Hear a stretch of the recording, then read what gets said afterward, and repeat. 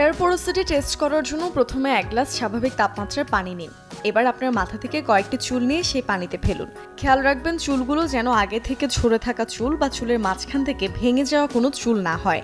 এবার চুলগুলো গ্লাসের পানিতে ফেলে দিয়ে দেখুন কি অবস্থায় থাকে।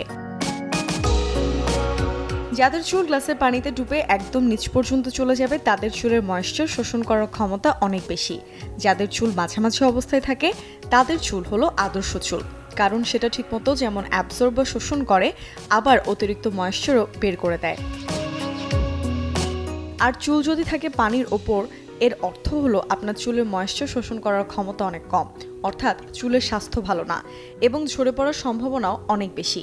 আবার একই সাথে চুলের ময়েশ্চার খুব তাড়াতাড়ি চুল থেকে বেরো হয়ে যায়, যেহেতু এ ধরনের চুলের কিউটিকলগুলো বন্ধ থাকে না।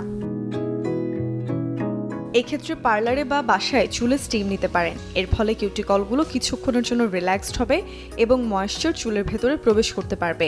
সবার আগে চুল শ্যাম্পু করে পরিষ্কার করে নিন। এরপর পানির সাথে অল্প বেকিং সোডা মিশিয়ে চুলে লাগান।